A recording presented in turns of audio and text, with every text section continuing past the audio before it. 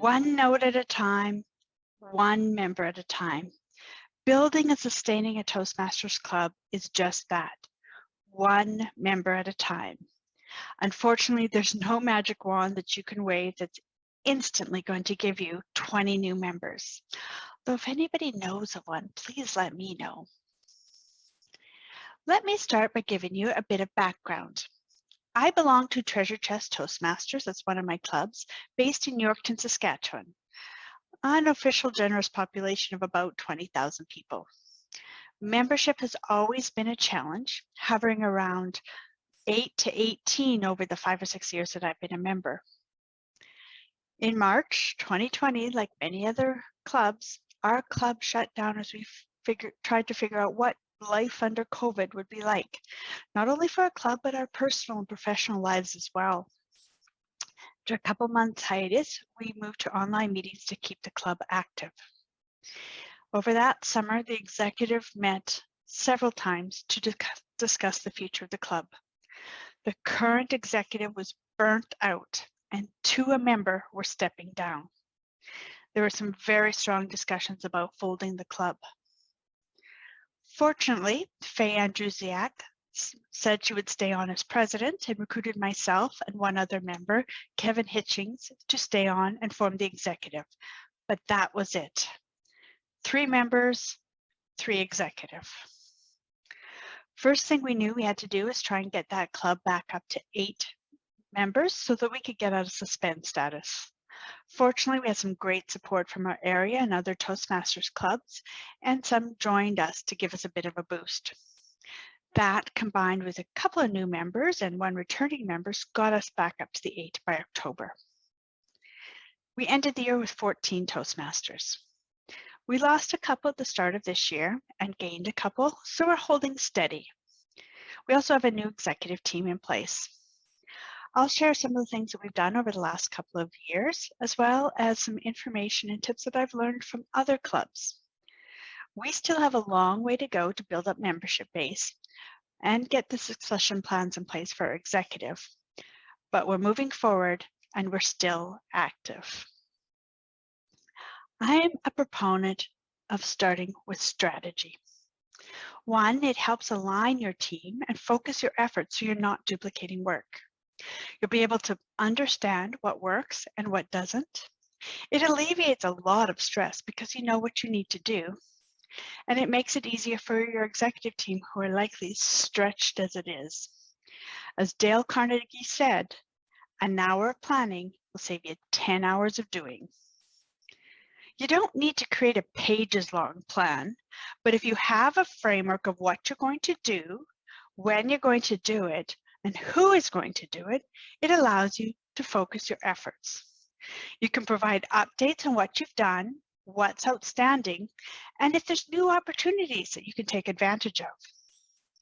Maybe there's also areas you need to put a little bit more focus.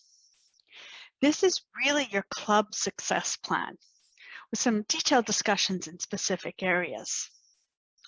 And as with all strategic plans, they're not meant to be put on a shelf. It should be incorporated into your executive meetings and membership updates. For Treasure Chest, in going through this exercise, we had to take a step back and have a really hard look at our club, ask ourselves some pretty tough questions. Our product is Toastmasters. We all know it's a great program, but this is about finding that unique selling proposition that really connects to your members and your community. And it starts with, what kind of culture does your club have, or do you want it to have? Is it fun and upbeat and encouraging, or is it stagnant? Is it focused on professionals, or is it more laid back and relaxed? What value is it bringing people? How can it help them? You want to create a vibrant club culture that makes people want to attend. And it has to be genuine, repeatable, and consistent. One of the first things that we looked at was our meeting and our meeting management. It was a tough conversation to have because we're all volunteers and we all believe that we're doing the best for our club. And Treasure Chest has been around for almost 40 years. There's been a lot of turnover and change in that time. Many of us were also relatively new and didn't have a lot of experience or reference from outside our local clubs. We had maybe gotten a little lax, a little less energized around the agendas and the value of the meetings over the years. So we had to refocus to make sure that we were offering a good product.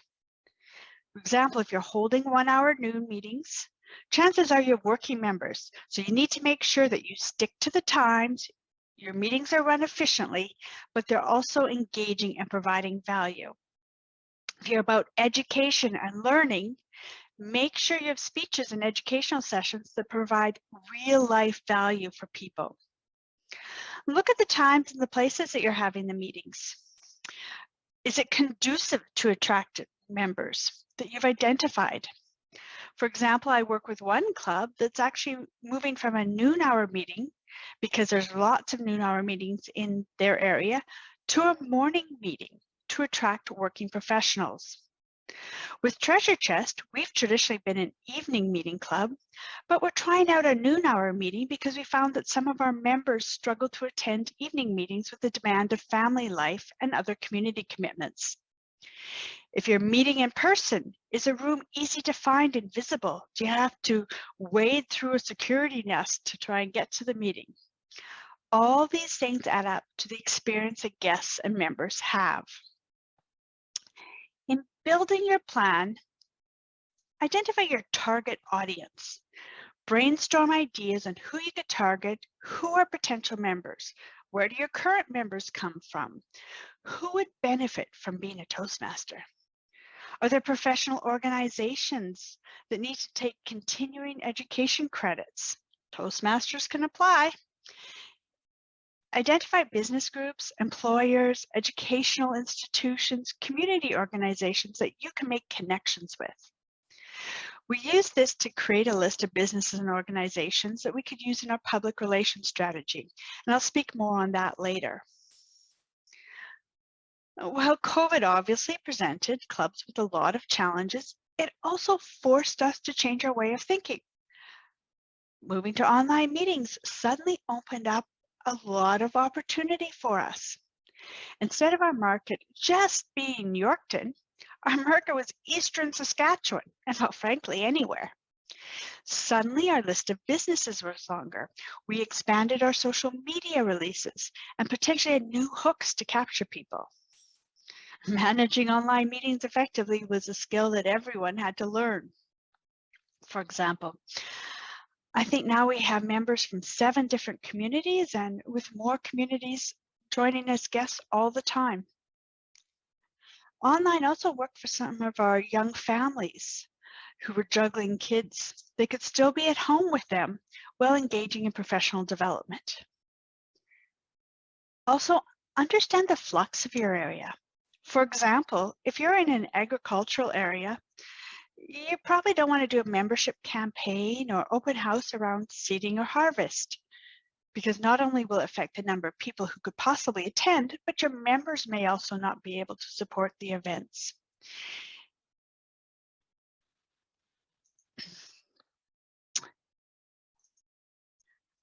We had our strategy.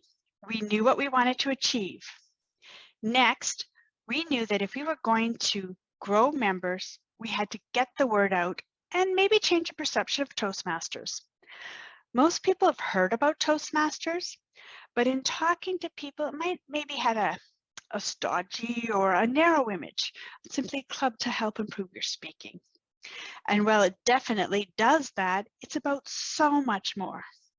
Improving overall communication, leadership, network, meeting management, learning, professional development, giving effective feedback and coaching. We looked at many opportunities to connect with and grow awareness of our club in the area.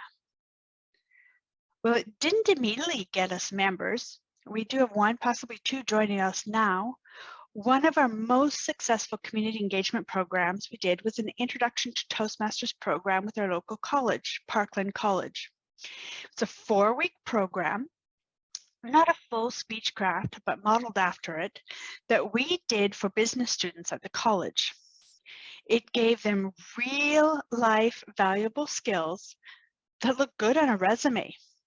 We got a lot of miles with it on our social media and in the Parkland College communication, and instant new market and new reach. We're continuing to nurture and build this relationship. One of the advantages of being in a smaller market is there's better opportunity to engage local media. You can connect to that local angle. They're often looking for story ideas or information to share with their readers or listeners. And they have a mandate for local programming, especially TV and radio stations. In larger markets, it's tougher to crack big media, but there are tons of community newsletters and newspapers, smaller radio stations that you can tap into. The key is to make it simple and easy for them. Make sure you have a good, short, and that's key, media release that you can send out. It should be well written, organized exactly like an article that you would see in a newspaper, with a strong opening, and maybe include quotes from people. They like real people. It should also be tied to an announcement, an award, a special event, something timely. Invite your media to attend a meeting to see what it's all about. Or better yet, have them do a presentation on effective interviews. Our local CTV station has been very supportive. They have a community billboard segment on their new news where they will put up information on events. They've interviewed our president a couple of times during their noon hour lunch shows. And from those media events and presence, we've built awareness and gained members.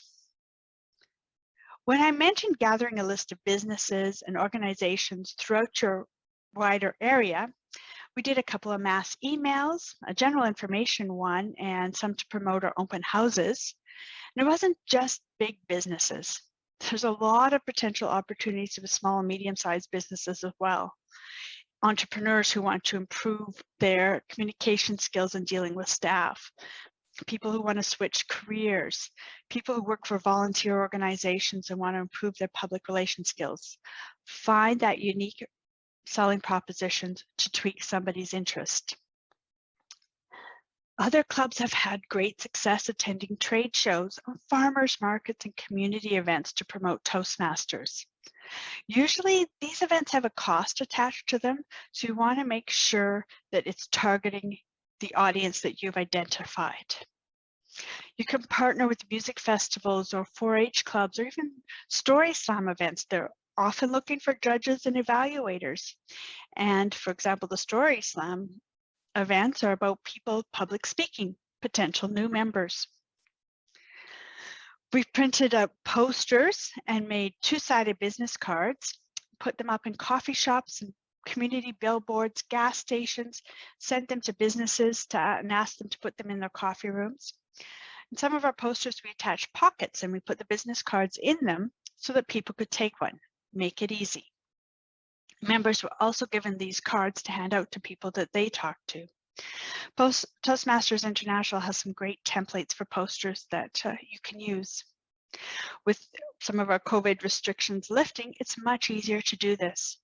We recently had a guest come to our meeting because she saw a poster at our local library.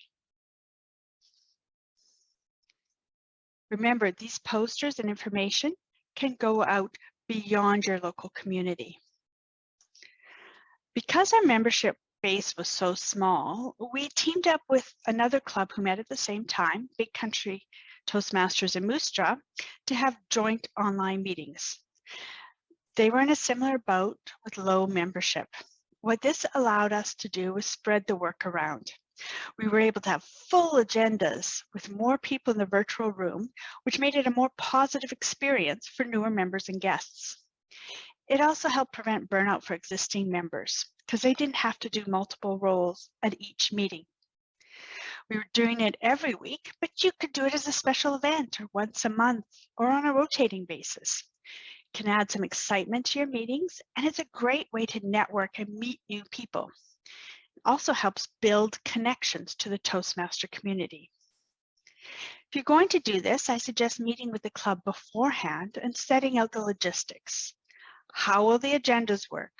Will members from either club be able to sign up for roles no matter the meeting? How are you going to keep track of education and participation, themes and culture? How long are you going to do it for? What Zoom link you're going to use? If you have connections in the business community, listen to hear what some of their major challenges are. Then find a guest speaker who could address some of those challenges. That gives you something to promote and rally people around. For example, if businesses are worried about recruitment, could you arrange a guest speaker who has experience in effective recruitment strategies? Or talk to someone about interviewing skills and then target local colleges around graduation time. The club did this and called it a Sharpen Your Skills series. Look at your current members. What skills and expertise do they have? Maybe you have young entrepreneurs that can share their knowledge, or women in non-traditional roles. Next week, for example, Treasure Chest is having an open house featuring a Toastmaster from FCC Stubble Jumpers. Kiana Cote will be speaking about the significance and meaning behind the land acknowledgement. We've been promoting it through our social media, and it has garnered us shares and interest from different people than we've had in the past. Themes for open houses can not only be about the specific skills that you learn from Toastmasters, but it can also be about showcasing those skills through creative, fun, and educational means. Well, essentially every meeting should be an open house. Having a special event can give you something more to promote, especially with the local media. That's the hook I was talking about earlier. If you can do in-person meetings, arrange for some demo meetings for groups such as Newcomers to Canada, church groups, even volunteer organizations who sometimes struggle with running efficient meetings, for example. Your Chamber of Commerce is often a good resource. They usually want you to become a member, but they do have events. You can wear your Toastmaster pin, and when you're networking, slip in a discussion about Toastmasters. There's also other business organizations in your community that you can maybe tap into. For example, Yorkton has the Yorkton Business Improvement District. There might be an entrepreneur group or construction association that you can also connect with. Social media is one of the most used ways to promote your club, and there's a variety of options available. This is where it's important to understand where your target audience is. LinkedIn is used more by businesses. Facebook has what my sons call a older demographic, and TikTok is for short videos. Whatever platform or platforms you choose, remember, it's not that Field of Dreams quote, build it and they will come. It does need to be active, it needs to be current, and it needs to be updated regularly. And if you get people connecting with you through the platforms, make sure you respond quickly. To help grow your audience and connections, encourage your members to follow the club pages and to share them. It's also a good idea to go out and, if you're on Facebook, for example, like and follow other businesses and organizations that would be friendly and potential sources of members, such as colleges, chambers of commerce, local business leaders, community event pages throughout your area, and community influencers. This gives you instant access to whole groups of people. It's the old adage, I tell two people, they tell two people, who will tell two people. It's not only about who follows you, but who you follow. For content, social media gurus recommend that you provide value. You teach people how to do something. You inspire them to take action. You add value to their lives. Ideas for content include sharing the achievement of members. People always like seeing real people. There are short videos that Toastmasters International puts out with some specific public speaking skills. And you can publish stories on how Toastmasters has helped your members. Inspirational quotes, thought-provoking questions to engage conversations, even your word of the day. You can tie your posts as well into your weekly meeting themes to show how much fun you're having. With each of your social media platforms, make sure you're active on them. There should be at least a post a week so the people who are looking at it get the sense that there's always something going on. This is where that schedule that we talked about earlier can help. There's a couple of tools that can make it easier for you. For example, Facebook has a tool called Business Suite that allows you to cross-post on both Facebook and Instagram, and you can schedule these posts weeks or months in advance.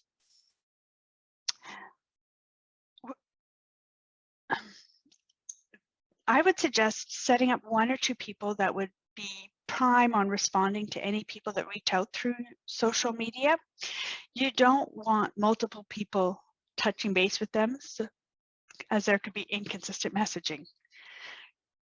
The general thought in communication is that a person has to hear a message at least 7 times for it to stick. That's why it's important to be consistent and to have at least a couple of different ways that you're promoting the club. So people are hearing it, seeing it in multiple different areas. It may not immediately get you members, but you're building awareness and recognition so that when the time is right for people, they know where to turn.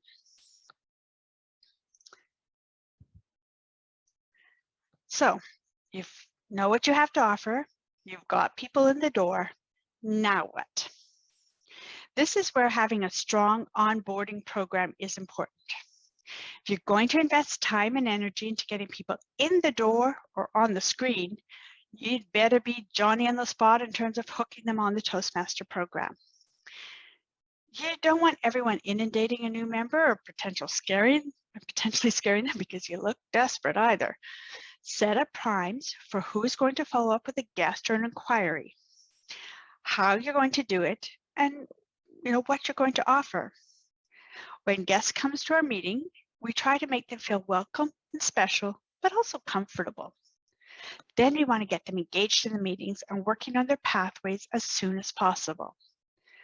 We found when we did this, we and they had better success because they felt invested, not only by paying their membership dues, but starting to see some of that growth.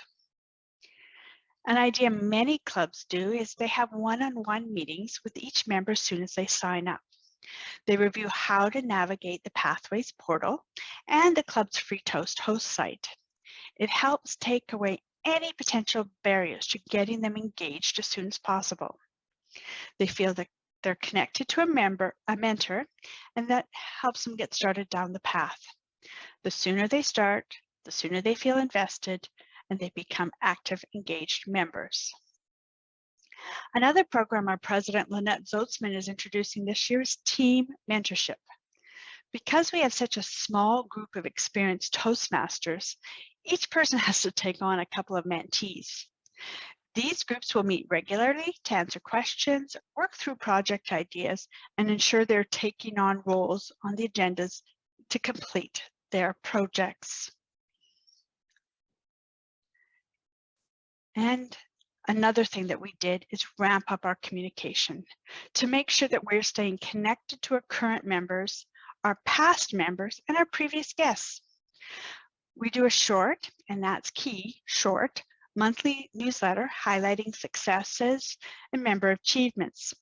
This reinforces the message that our club is active, engaged, and vibrant. It also helps celebrate achievements. One thing most clubs have in common is a committed core group of members. Make sure every one of those members has a good understanding of the DCP program so that everyone is encouraged to work towards the Pathways achievements.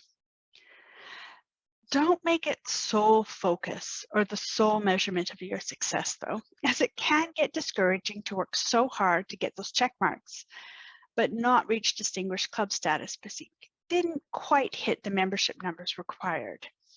If you keep working the program, those members will come and will see success. Well, it's critical to have that key core group. It's also very important not to burn people out. People don't join Toastmasters to have another full-time job. They join it because they also want time to work on their own growth. Find time to give people breathing space and breaks so they have time to recharge batteries and continue to move forward. Growing and sustaining a Toastmaster club is definitely a long game. As I said before, there's no magic wand that we can wave instantly to add handfuls of members. But by focusing on key concept and the membership experience, it gets easier. And by building members one note at a time, very soon you'll have a symphony. Thank you.